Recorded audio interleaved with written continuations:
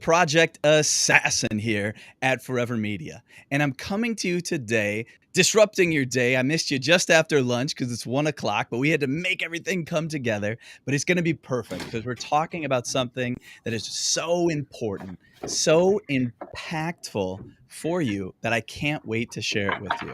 Now, our guests are going to be joining us in a second. We've got Candace and we've got Lori, and they're both here with a very special cause. Now, one of the coolest things when Candace mentioned this to me, I said, we absolutely need to do this for you. You absolutely need to be on a LinkedIn Live because you are leading the movement. Hey, before we met you, before you became a person that was going to be on the show, you were leading the movement. So let's bring Candace on just for a sec so she can talk with us as well. Welcome, Candace.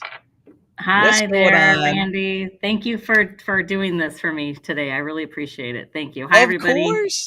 Of course. No, this is great. And we'll give it just a minute or two. I know people have got to join on, but I hate all the countdowns because then when I watch it later, I've got to wait for a minute. I'm like, no, no, no. Get into it serious, and then we can get into more and better things as we progress. But again, I just wanted to say that before we even had you as a speaker for Lead the Movement, before you jumped on and wanted to be a sponsor with your podcast, it was like, this is a person who is already leading the movement in her own way with something that's near and dear to your heart that you're passionate about, which is, I think, what a lot of people need to remember is that you probably have something that you could either join up with because it's perfect, it just resonates with your spirit, or you could start your own thing. And so I Mhm. want to talk about that with you in a sec. But let's check now. Tell me, is Lori ready yet? Is she ready to get in on this? I believe she'll be ready. She She said she will was be ready. connected.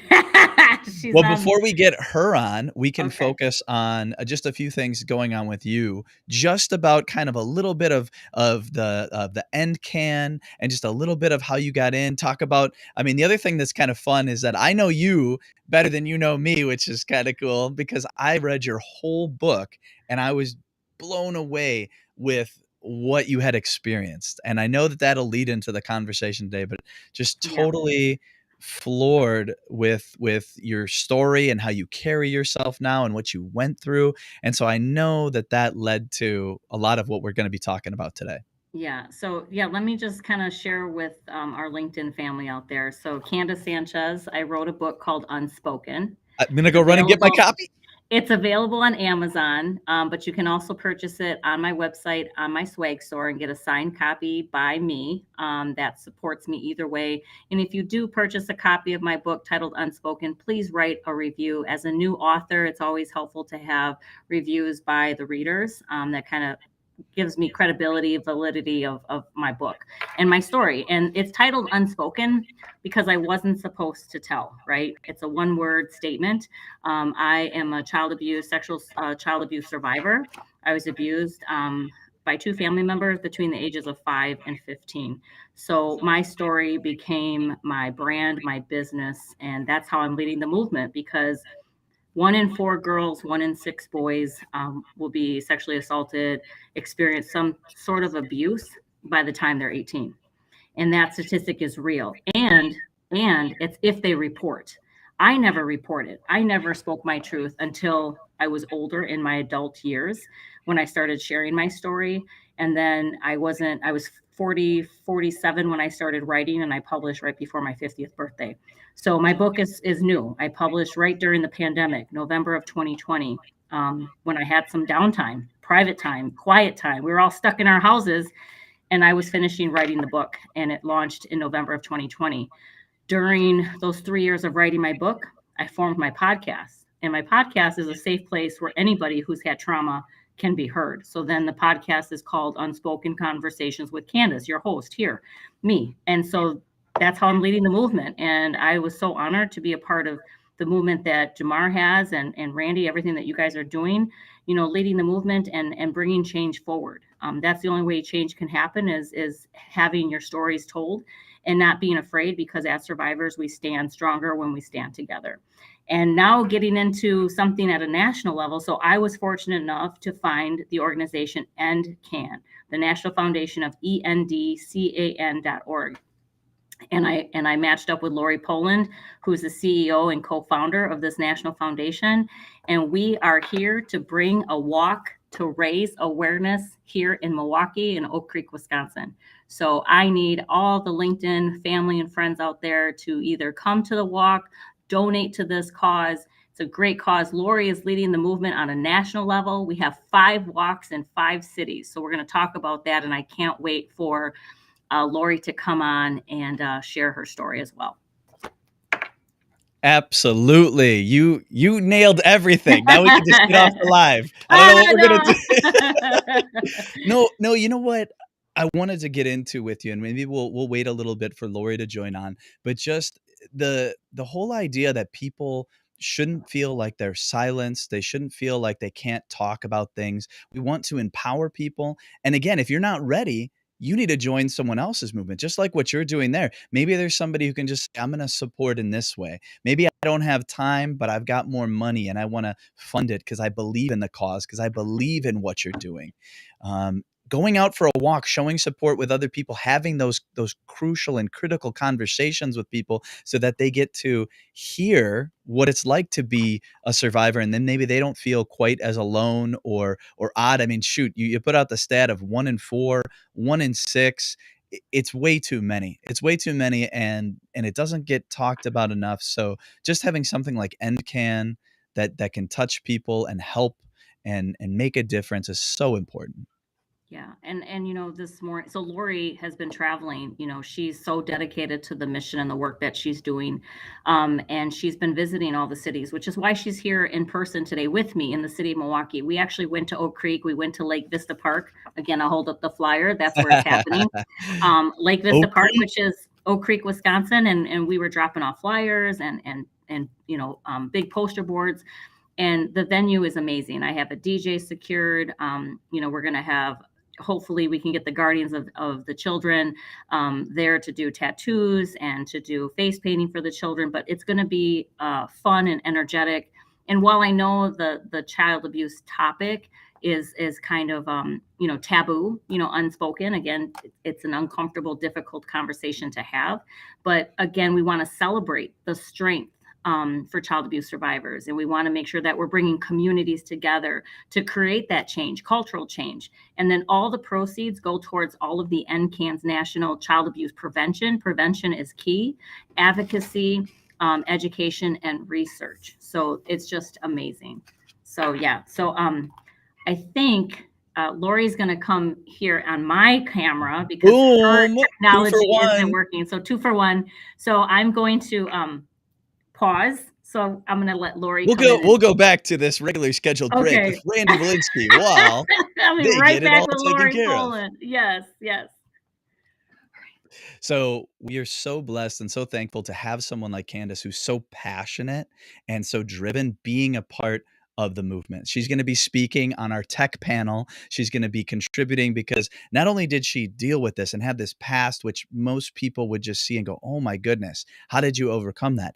To then going to having tremendous success in the IT world, an area that she carved out and created and just kept leaning into and kept taking steps forward and has had a ton of success. So we want to bring out that focus on that experience, but also as much as we can bring in the human experience, what she's dealt with and the things that she can leverage to that and tell us about that. We're very excited to have it. So let's see if I bring them back on. Will they be here together? Oh my goodness. Boom. We've got them. I got Lori. There she is. Hey, where did Candace go? Candace just evacuated. Yeah, she's like right here, but we're together. What's interesting is we've got 3 different computers trying to connect, and I think only one is allowed at a time. So we're just going to roll with it and make it happen. This is like the world of trying to figure out technology. And we're We'll just a sick bunch Candace of on it. feelers. Yeah. Yeah, Candace, get to work. Right? Candace, Get to work on it. He said. I No, am working, boss. No, you know what? Jump in. You guys can He said jump in. you can cuddle Okay. up next to each All right. other. That's fine. That because Can you hear both us? of you, I think, have a very cool and unique perspective. I've known Candace just for a little bit. I know her even better because I got to read all about her whole past in her book. And Lori, I got to read a little bit about you, but a lot of that is new. So Candace has given a great intro, but we'd love to hear it in your words, just a little bit about NCAN and your story. I got to read a little bit about, which I think people would be shocked. I mean, I think everyone would be shocked to like it's the worst nightmare of any parent to what you went through. It's basically what you see in the movies that scared people into doing things and being very like it's organized sports. You ain't going outside, but like it is what scared it. But I'd love to turn it over to you. Tell us whatever you want. But your story is so powerful. If you would please share that, I'd love it. Oh no. Now is your camera is working? I don't hear your voice anymore, Lori. What happened? We always need some good technical difficulties. Hey, we put this together last minute because I heard Lori was coming in and we wanted to share the story. So you always have these little things, and that's okay. It's no big deal because we want this story to be out there. And so we're gonna deal with that and we're gonna bring that to people because they need to know. They need to know. And just as a little preview while Lori fixes her audio, is that being abducted at the age of 3 by a stranger is the fear that everybody has. That's the fear when you're raising a kid of most abductions, and she could talk about this. This is what my understanding is. They usually happen by family members. They're usually a thing where there's not necessarily a ill intent involved, but that one's right out of like Silence of the Lambs, scary stuff. Did we get you back, Lori? Is your mic working? No, I still don't hear you. Where did it go? I'm gonna have to read lips or something. It was so working. If you do, we're troubleshooting on the fly for those of you who want to run a live stream. If you go to the little gear, usually there's an audio output, and you just want to make sure you select one or the other. It's weird that it would have defaulted or changed. That's strange. I blame Candace. I blame the IT person. She has done something. But as they work that through, let's talk a little bit more about leading the movement because when we get this going, we've got 2 more people that are leading a movement in the area of their passion. You could be a person leading the movement. And if you can't lead the movement, you can at least join somebody leading. You can at least follow a good cause or a good group of people and be a part of it. That's what everybody should be doing, right? Because at the end of the day, it's not going to be about how successful you were in business. It's going to be about how many lives you were able to impact. That's what people need to be thinking about. So that's why it's perfect for our LinkedIn family, but we also have people here on Facebook. We've got people here on YouTube. So all of those people are going to get to see this and learn about this powerful message about what NCAN's doing. And specifically, mark down your calendars for September 17th. September 17th. It's in Oak Creek, which is a suburb of Milwaukee. So it's in the Milwaukee city area. And that is an area you want to go to and bring a team or walk with somebody else or show your support in any way for NCAN. There's a lot of ways to get involved, and I'm sure we'll get to talking about that as soon as technical support. Oh, you're going to leave and come back. All right. That's okay. We can make it the Randy show for a minute. The Randy show. I'm back. I'm back, everybody.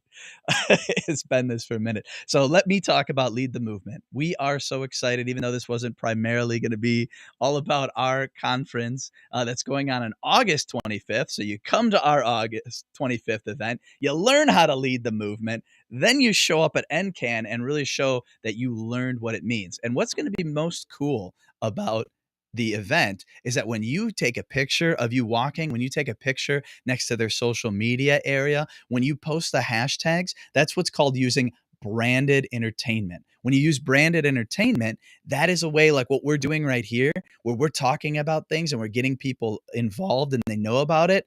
That's so powerful for getting the word out. It's more powerful than a billboard. It's more powerful than a bus sign. All right, let's see if we can get them back in. All right. Do you Boom have shakalaka. Boom shakalaka. IT. See, it helps to be an IT by day and then everything on your day off. Have you rebooted? Have you rebooted? That's my favorite. We didn't reboot. We just went out and came back. That would solve everything. When in doubt, turn it off. That's right. Just shut the lid, pop the lid back open. Yeah. All right. Start again. It's been Okay. the Randy show. I want it to be the Lori show because your story is crazy impactful. It's crazy, and people need to hear it and then kind of how it evolved into this. I'm Yeah, gonna give you the floor. Lay it yeah. on us. Thanks so much, Randy. So, hey there, I'm Lori Poland. It is just an honor to be here. I'm so sorry. I am not a tech person in any way. I'm a therapist by education, and that is my jam. So, I can do feelings all day long. I'll just go ahead and give a background of who I am and where I've been, and really how my life has led to this point. And that is when I was a 3-year-old little girl and I was playing in my front yard, and a stranger just drove up in his orange Datsun with the passenger door open and asked if I liked candy. And like any sugar loving 3-year-old, I eagerly said yes and hopped in the car, and off we went. He took me up to the mountains in Colorado, and after abusing me, he put me in the bottom of an outhouse toilet 15 feet below ground and just left me for dead. And 4 days later, I was found by bird watchers, and they looked down and asked what I was doing there. And I told them that I lived there. And I was rescued a couple hours later after they found somebody small enough to come down and get me. And I was reunited with my family.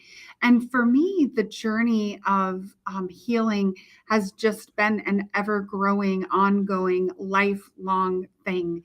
Every change in my life, every direction in my life, every time I've had a child or had something major shift within my world, I've had to kind of readdress or reattend to that early childhood trauma. And so I started as a motivational speaker at about the age of 15. And I just did small groups, usually with like Kiwanis or Rotary or something like that. And then as I became an adult, I started speaking in front of larger and larger audiences. And I got trained as a therapist. And I have been working individually with children and families and couples for the last, 12 years. And 4 years ago, my treating doctor from my abduction, his name is Dr. Richard Krugman, he asked if I'd be interested in helping him essentially make the equivalent of like Susan B. Komen or American Heart Association or American Cancer Society, but specifically for the topic of child abuse and neglect.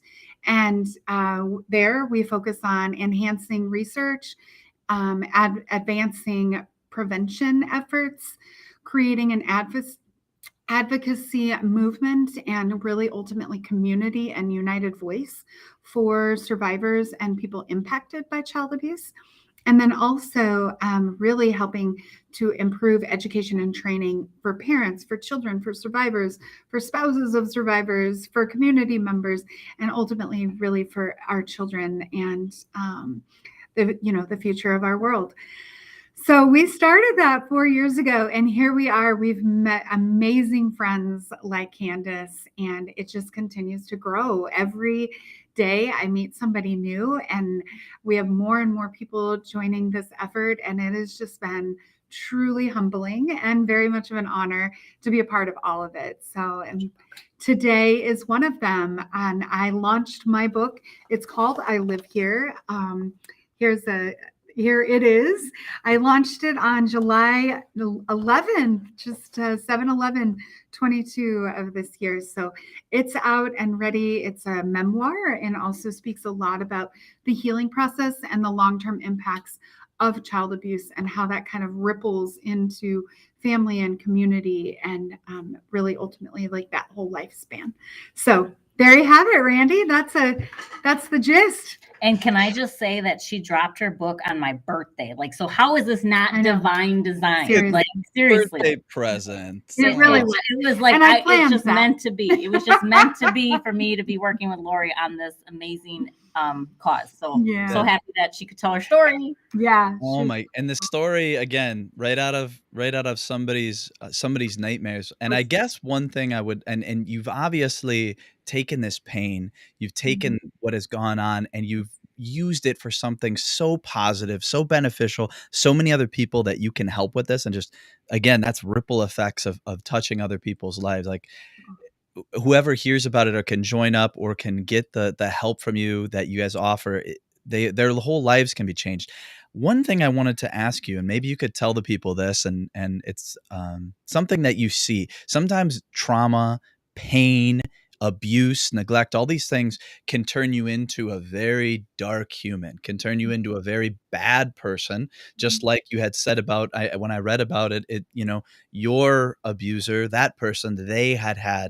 serious problems. And so you either get the people that do that, and most people, they just kind of quietly live with it. Maybe Mhm. you'll never know. Yeah. And then you also get people that take this and turn it into something that can help people. It's Yeah. like a defining moment that launches them into doing great things to help Mhm. so many people. Yeah. So if you could just talk about that, I would just be curious Yeah. your thoughts on how this affects people, and maybe why, and those different ways that Yeah. abuse and trauma will have, impacts in someone's life. Absolutely. Well, and I think there's several layers of that, and one layer is that there is a cultural shift that's been taking place for, I would say, probably the last 25 to 30 years. And we live in a culture now where people are more inclined, more willing, and more able to talk about things that were once seen as like something that just happens behind closed doors. That's our business. We don't talk about it. And there is certainly a really strong presence of that, and that is where victim shame, victim blame, gaslighting, all of those kinds of things lives, and it does create a lot of pain. It creates a lot of pain because when there's trauma, it doesn't just happen to the person that is directly impacted. It happens to friends and families and children of and spouses of and all of those things. So it's not just ours and ours alone. It is unfortunately like one drop of poison can ruin the whole barrel of water.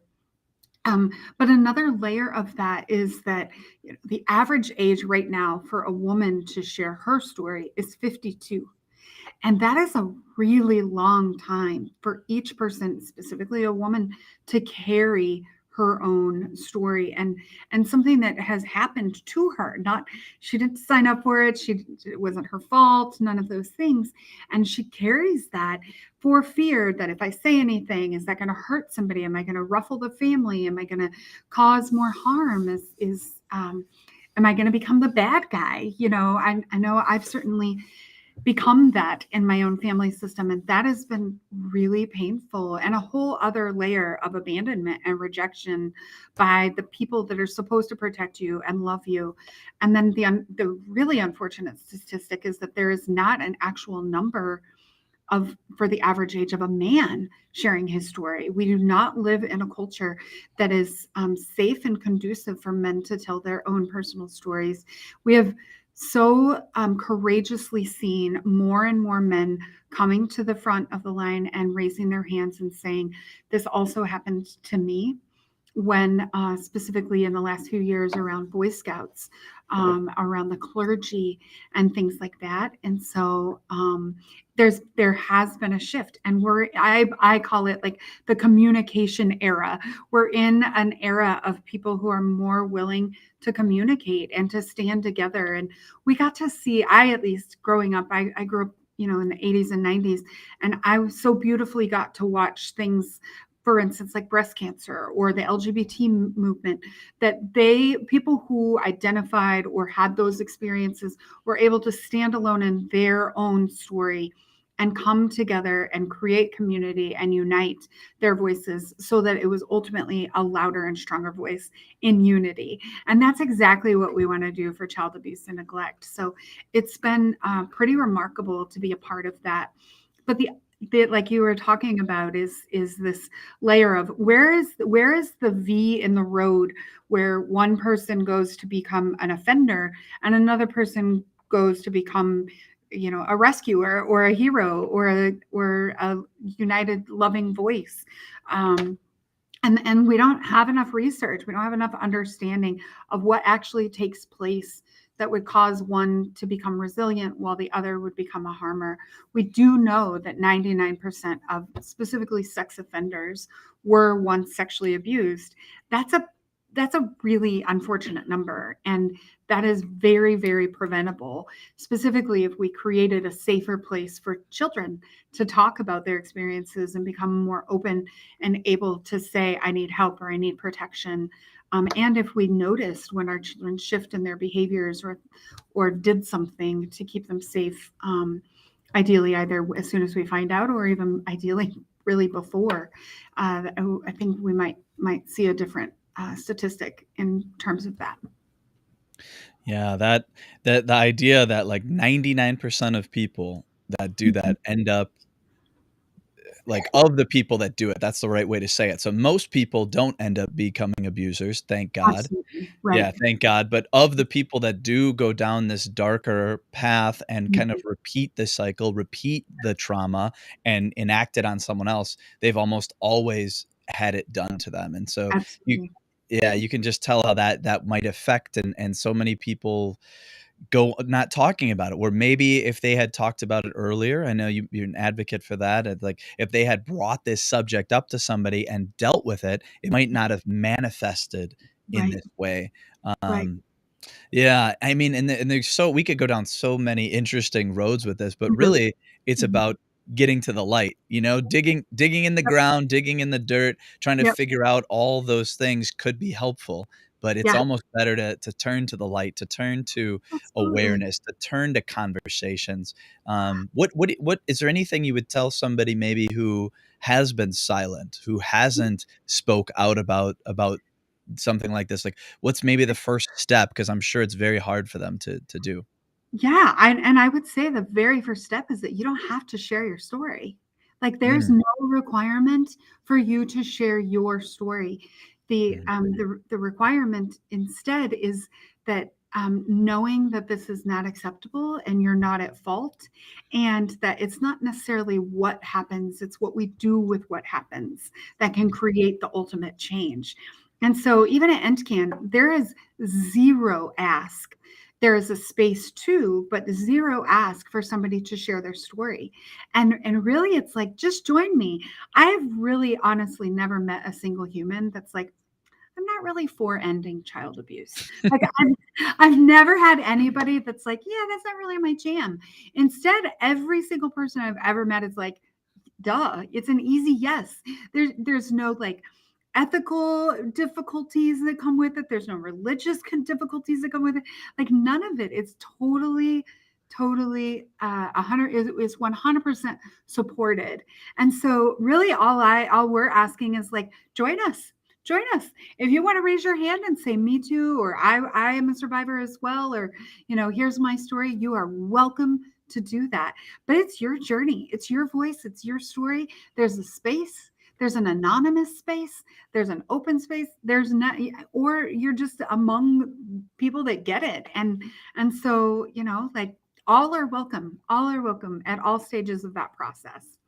So that's so great, and it yeah. it it is so great to have that there's a community that welcomes you, that's not gonna force anything on you, that's not gonna judge you, that's not gonna say, "Well, you have to go do this, and now you because it's like people sometimes they're not ready for that, they don't want that kind of pressure. It's like, "Hey, we're just here to support you, we have a mission, we have a cause, this is the goal we're going.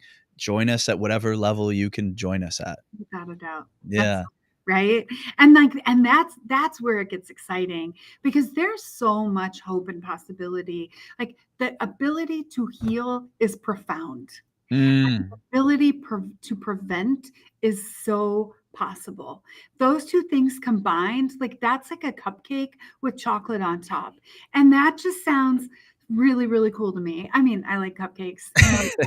It's the So, perfect yeah, metaphor, yeah, right? right? I was like, you can't go wrong. You just can't go wrong with that. So, I mean, when you combine healing with what's possible, it's like, all right, let's do this. Game on. Yeah. Mhm. Well, and kinda like what you said, I think universally 100% of humans are going to agree that sexual abuse and neglect are 100% not okay.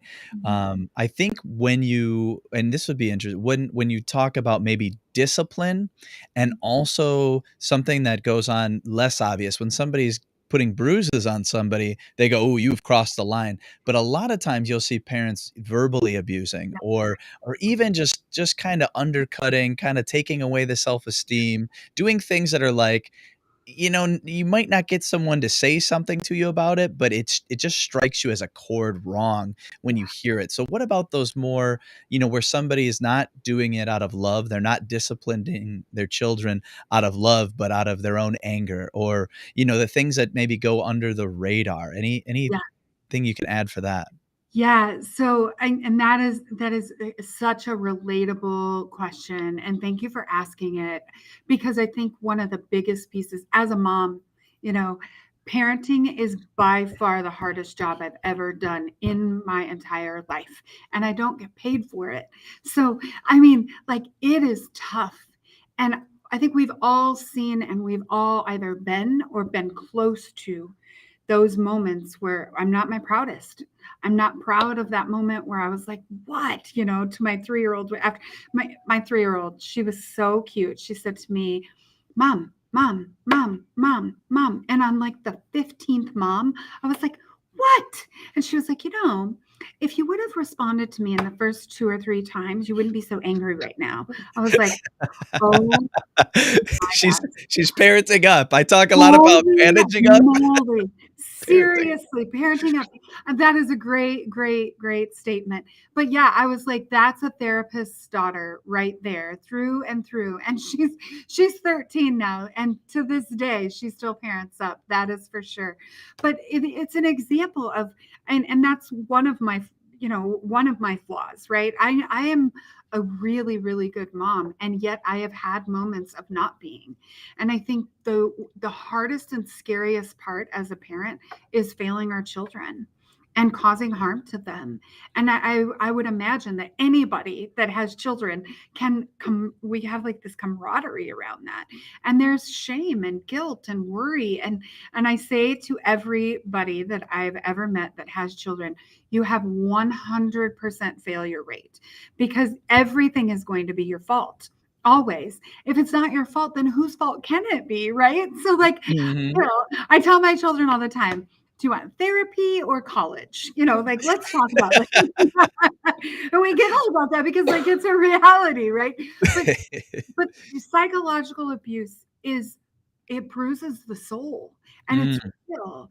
And I know that I've said things to my children in my most hurt moments or my most down times that I am not proud of. And if at any point in my life that I think about that and I remember a moment where I've made a mistake as a mom, I go to my children. I have so often, and I say to them, there was a time, and you might remember it or you might not remember it, but this was kind of the scenario, and this is what I had, implied or whatever.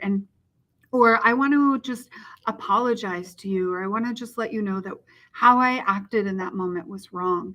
I see mm, it, and I'm going to write it. It's like making an amends. yeah. And so I think the hardest part about all of child abuse, when we look at the whole big pot of it, is that it's so relatable for Mm, every parent that we can all say, yeah, I've had that moment where I've spanked my child, or some parents have said, I've hit too hard, or I said the worst things. I was on an mhm, airplane yesterday with a mom who was so angry, and I couldn't hear what she said, but I know what she said to her mhm. little guy who was The probably tone. 6 or 7. Yeah, I could see her face. And then I saw his face and I thought, oh, that little guy is holding something real heavy from whatever she just said. And I'm positive that mom, like, she 20 minutes later had to go into the airplane bathroom with a breast pump, which meant to me, like, the woman has layers, right? Like, there's some layers here, traveling, all of it. She had another kid that was crying. Like, that was not, I mean, that doesn't make her a bad mom. It means in Mhm, that moment, that was maybe not her finest moment. And if at any point in the next 30, 40 years, she can remember that moment and go to that little guy and say, hey, buddy, remember that one time on the plane? He might not even remember the words. He might not mhm. remember the scenario, but just the fact that our ability to own our Yeah. years, that goes so far. And I don't care how old I am. If my mom and dad just came to me right now and said, "We are so sorry for everything you Mhm. went through," or "We love you and we're proud of you," or any of those things, I don't care how old you are, those words matter. And Yeah. so that's what I try and say to parents around the psychological abuse or the discipline conversation, because we all relate to it. Every parent gets it. Absolutely. Yeah. Just like what you said, that's kinda cool and consistent is that you're accepting, right? So Yeah. you've got parents that your expectation is also positive. "Hey, I know it might just be that one time. It might just be a bad day. It might be a woman on an airplane alone with 2 kids to feed. She's in pain or something, and she's gotta go take care of, a breast pump," and just there's so much going on. It's so easy for you to lose your temper, to lose your cool, and you would Oh, have preferred to do it differently. So it's just so cool that you're accepting and open to those things. And I yeah. even think, even the conversation around discipline, we have to have more about that because you seem to have people in camps of you should never hit your kids. And then people are like, I used to get whoopings and that made me a better kid. And Yeah. there's like that kind of that, and you can see arguments for both sides. What I've told people, because I've had conversations about things that maybe they've shown as bad examples for their kids, or maybe they didn't show up as their best self, or different things about discipline. I was like, the thing that I believe is that if your kids deep down know that you love them and care about them, that covers a multitude of sins, like a multitude of bad actions. If they know as a whole, "Oh, that's out of character for them." They do love and they do care about me, and it's the same thing with spanking. Like, if you're spank this is my opinion, maybe I'm gonna find out I am an offender over here. I don't have any kids, so I haven't done it, so maybe you could change my mind. But like, if you're disciplining out of love, where it's not my anger coming out of my hands or something, but it's like, I can't debate with a 4-year-old about why you can't touch the fire or about why what you're doing is dangerous, and maybe somebody uses a spanking, but it's not. It's like it's completely in love in the sense of Yeah. like, you need to stop immediately, but I care about you. I'm not doing it because I'm angry with you. It's like, this activity needs to stop. I would love to hear your thoughts. Maybe you think totally different. You could change my mind, but I would love to hear it. No, no. I mean, first of all, I am just one person with one opinion, and well, really, I have a lot of opinions, because I think for me, one of my biggest lessons in life is understanding that nearly everything is spectrum, right? So there is a whole spectrum, and I am not one to say, well, your way is right and my way is wrong, or my way is right and your way is wrong. It's really like, you do what works for you.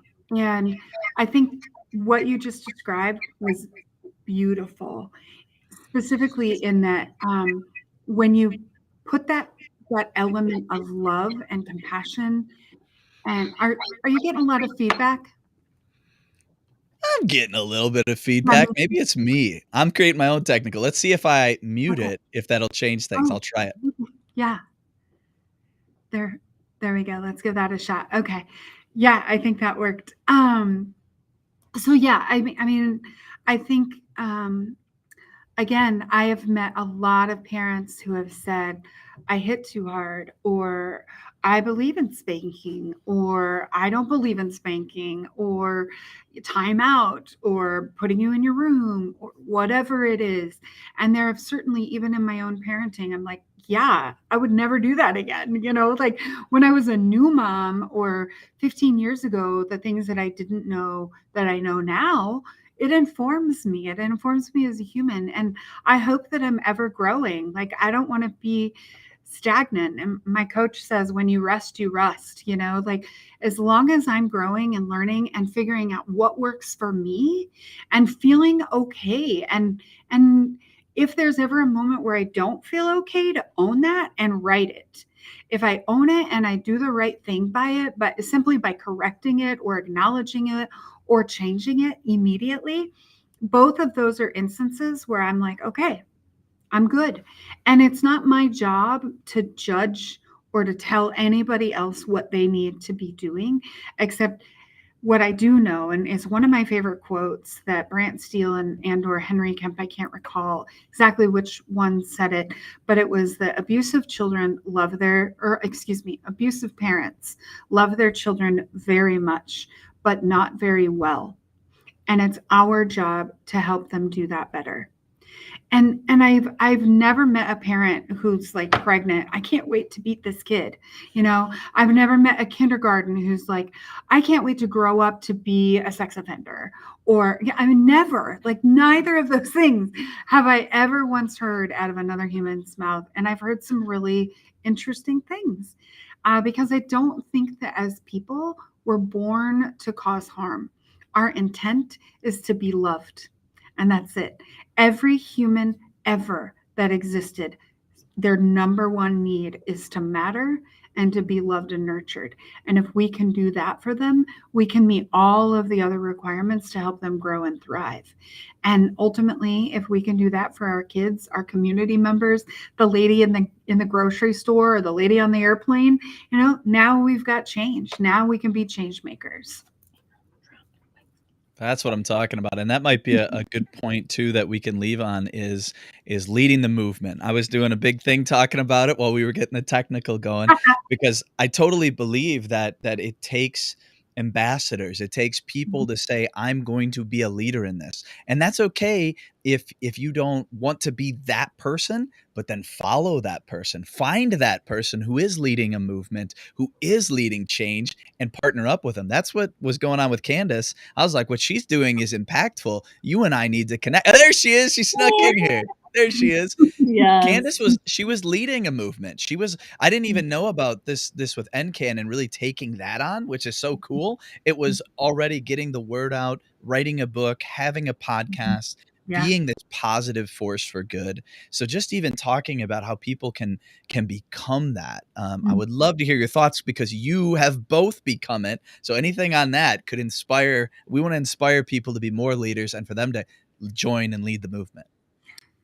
Yeah. I mean, honestly, when I started my book journey and then I morphed into the podcast, just knowing that what I was doing, like if I can help one person, and you sometimes never know who you're impacting, right? So the book was one thing. And then the podcast to give a safe place. So my podcast, which is leading the movement for that change, giving anyone who's had trauma, on all types of taboo topics. Nobody likes to talk about death. Nobody likes to talk about cancer, domestic violence, sexual assault, abuse, neglect, like topics that are just, taboo, uncomfortable, makes you cringe.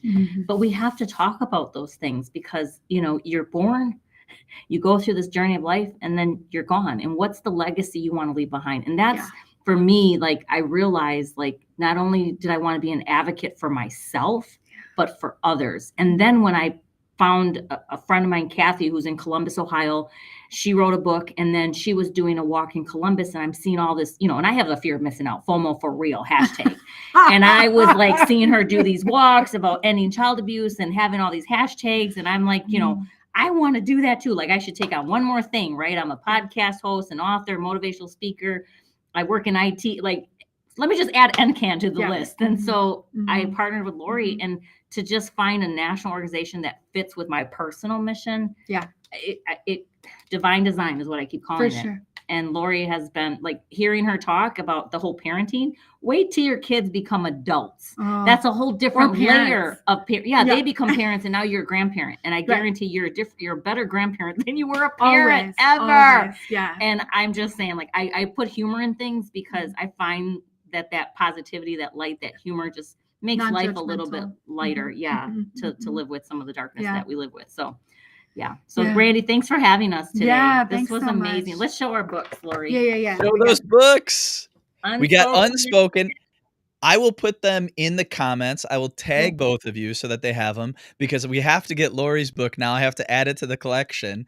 And talk about, because people heard this at the beginning. I talked about it for a minute. You talked about it. Tell us all about the walk in a little bit here. Let's hear that walk talk.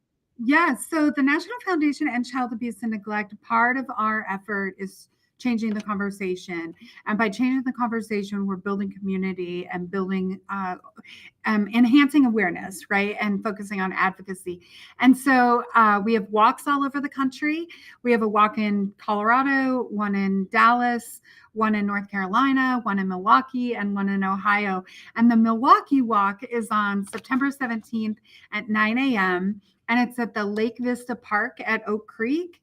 And it's just fun. It's an opportunity for us to come together and to have fun around a difficult topic, but really creating a lot of understanding around hope and possibility. So we'll have music, we've got balloons, we've got bubbles, we've got art things, we've got face painting, all sorts of fun things.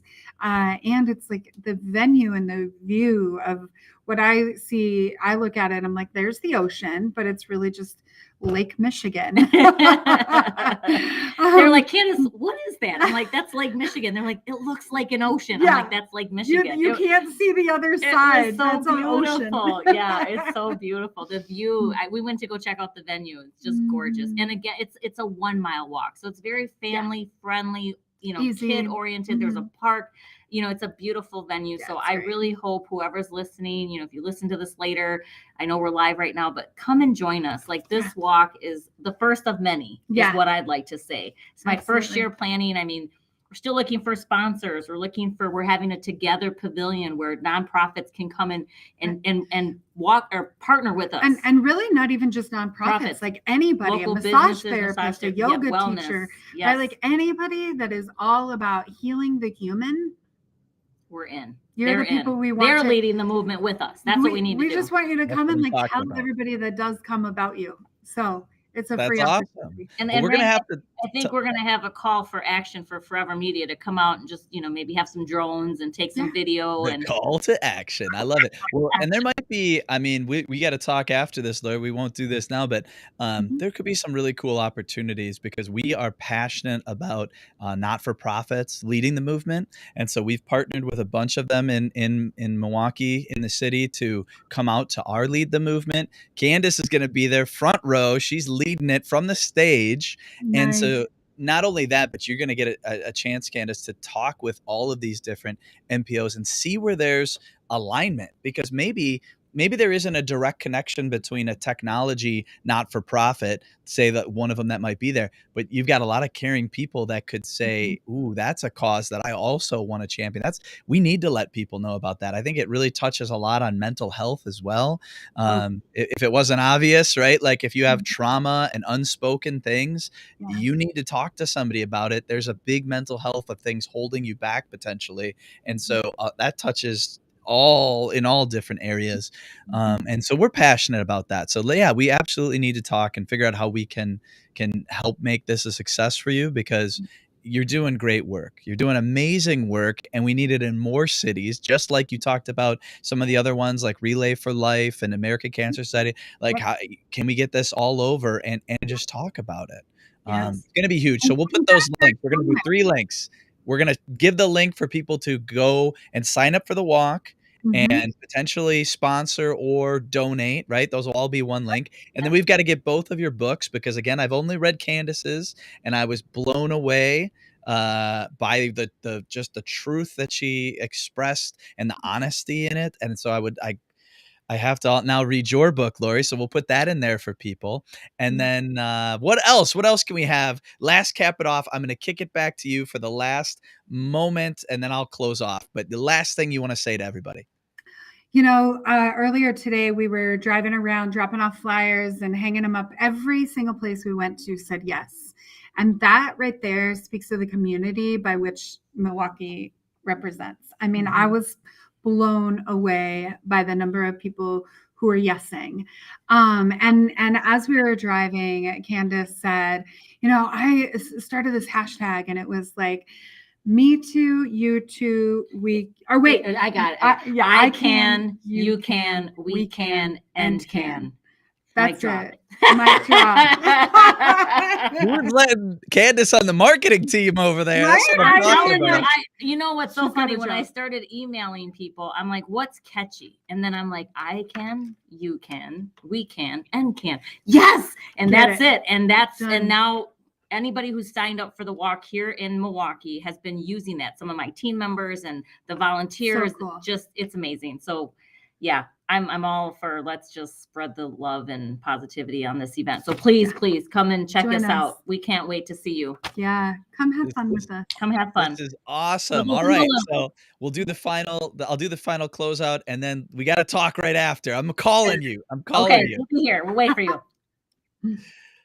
All right, everybody. That was awesome. I loved having the opportunity to bring them to you so you could hear that message. And there's so many more things we could have went into. It's clearly not enough time for how impactful and interesting and all the amazing things that's going on with NCAN. We want to keep putting that out there and give you opportunities to join in, to lead the movement. One of the, we'll put this comment on there because it's perfect. One of the things for leading the movement that you should have is go get your tickets. I want you to meet Candace. Hey, maybe I'll talk to Lori and say, Lori, you got to come back here. You got to come back on August 25th. You're liking Milwaukee. Come check it out, because what we're doing, I think, is going to be very impactful for a lot of not-for-profits, for the city of Milwaukee, and bringing more awareness. This is exactly what we want for all of our non-for-profits, to get access to businesses, to get access to people, to speak their message, to share the truth about what's going on, and find people to lead the movement